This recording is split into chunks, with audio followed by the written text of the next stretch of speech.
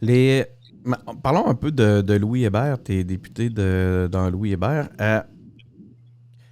Qu'est-ce que tu as. Qui sont les électeurs de Louis Hébert? Qu'est-ce que tu as appris au contact des électeurs de ton comté? Qui m'a le plus impressionné, puis je pense qu'il y en a plusieurs autres qui vous diraient la même chose en politique, là, mais c'est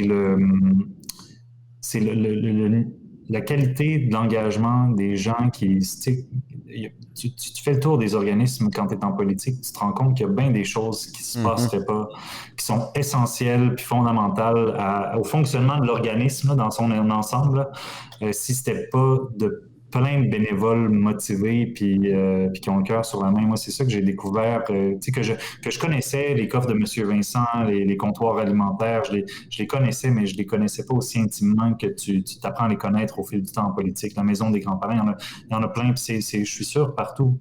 Pareil au Québec, mais c'est sûr que moi, j'ai un parti pris pour les gens de mon comté que je trouve phénoménal qui font ça. Puis sinon, à part de ça, je dois dire que j'ai été agréablement surpris, même quand des fois, par juste le civisme des gens que je rencontre, même quand ils ne sont OK. pas d'accord avec moi. Je vais un peu moins à cause de la COVID, mais souvent, j'allais devant des épiceries pour parler aux gens, ceux qui le veulent, et ça se fait toujours ou presque dans le De respect puis quoi on te dans parle? un grand civisme. De quoi on te parle? C'est quoi Ben, les ça éléments dépend principaux? ça dépend des années puis ça dépend des mois, là, OK. Qu'est-ce mais qui revenait beaucoup à ton souvenir ou un sujet qui t'a marqué comme ça, qui t'a été amené par ou qui te sont amenés par les électeurs?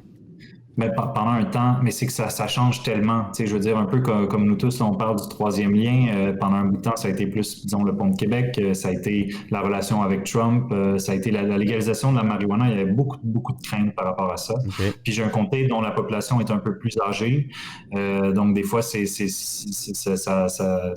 pouvait y avoir une incompréhension de ce qu'on était en train de faire. Donc, il y a beaucoup mais c'est ça, les dossiers sont tellement, varient tellement. Louis Hébert, En ce moment, c'est sûr que le troisième lien revient, puis la COVID, la vaccination, tout ça. ouais. C'est âgé, Ouais. mais c'est aussi très multiculturel, hein. Je pense que c'est le comté de Québec le plus multiculturel, Louis Hébert, si je ne me trompe pas. Euh, Ouais, ben, puis une des choses certainement qui a marqué mon mandat, moi, c'est l'attentat à la mosquée, mon premier mandat, puis les gens m'ont ah, c'est parlé de vrai, leur t'étais tristesse là. face à ça, c'est sûr. Ouais, ouais, c'était à Sainte-Foy. Ouais, Oui, ouais. t'as raison. C'est quoi les grands dossiers dans Louis Hébert, là? Ben, ceux qui, en ce moment, là, pas ceux dont on te parle, mais là, ceux que toi, tu veux porter comme étant tes priorités. Ben, moi, il y en a deux qui m'importent particulièrement que je veux. Un que je veux mener à terme le plus tôt possible. Je suis pas tout seul, je suis avec M. Duclos là-dessus, mais c'est de régler le dossier du pont de Québec. Il y a eu plein d'erreurs historiques dans ce dossier-là. Le fait que ça soit cédé au CN en premier lieu est une erreur historique. À mon avis, il y avait un rapport à l'époque qui disait qu'il y a deux infrastructures qui ont tellement une valeur patrimoniale qu'on ne devrait pas les privatiser. C'est la tour du CN et le pont de Québec. Il y en a une des deux qui a été privatisée, le pont de Québec. Et c'était une erreur. Ça n'aurait pas dû se faire comme ça. Puis qu'on ait réussi avec M. Duclos à obtenir que maintenant Yvan Charest ait le mandat de racheter le pont de Québec auprès du CN pour que ça revienne dans le giron fédéral puis qu'on s'en occupe comme du monde. Pour moi, ça, c'est déjà une victoire, mais j'ai hâte que les papiers soient signés puis que ça soit fait. Mais ça progresse. Avec M. Charest, on a un bon négociateur pour négocier avec le CN. Puis le deuxième enjeu au dossier pour lequel je milite beaucoup à l'intérieur de mon caucus et de mon gouvernement, c'est le train grande fréquence entre Québec, Montréal, Ottawa, Toronto, Windsor.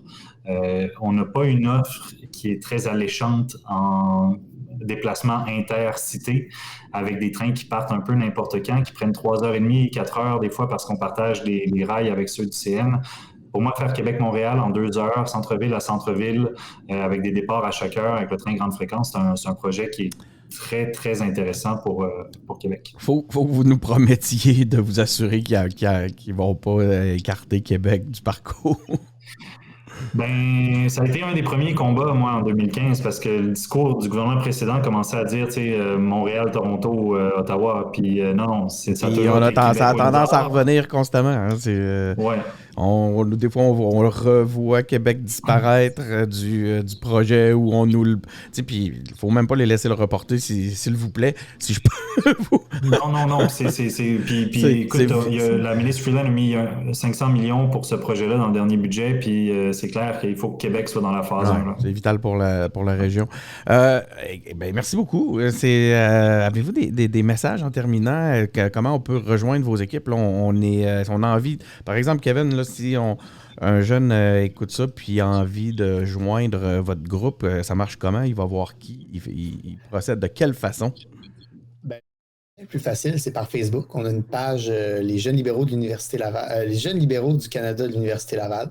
On peut nous envoyer un message, puis on répond en général très rapidement.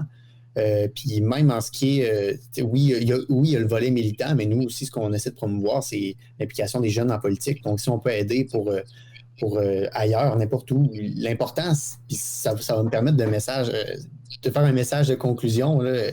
C'est tellement important, la politique. Les gens ne s'en rendent pas compte généralement. Les gens ont tendance à penser que c'est loin d'eux, surtout les jeunes. Il ne faut pas hésiter à prendre notre place. Puis nous, on est là pour vous aider. Puis si jamais vous avez besoin d'aide, mais c'est un peu ce que vous faites aux engagés publics aussi, mais si jamais on peut faire du pouce sur votre message habituel, si jamais vous avez besoin, nous, on va toujours être là. Puis c'est important pour... ça a l'air vraiment idéaliste, là, mais pour vrai, pour notre société, non. pour Faut la justement société, faut justement arrêter d'être gêné de militer, il n'y a rien de gênant ou de honteux là-dedans. Moi, j'ai eu la même révélation que toi, Kevin, quand la première fois que je suis allé dans un congrès. J'ai vu se rétrécir la distance entre le citoyen et la vie publique, les décisions, puis tout, puis j'ai fait OK, wow. Puis c'est ce qui m'a prouvé qu'on pouvait agir, même si on est un individu. Encore faut-il aller dans les bonnes voies pour pouvoir se faire entendre.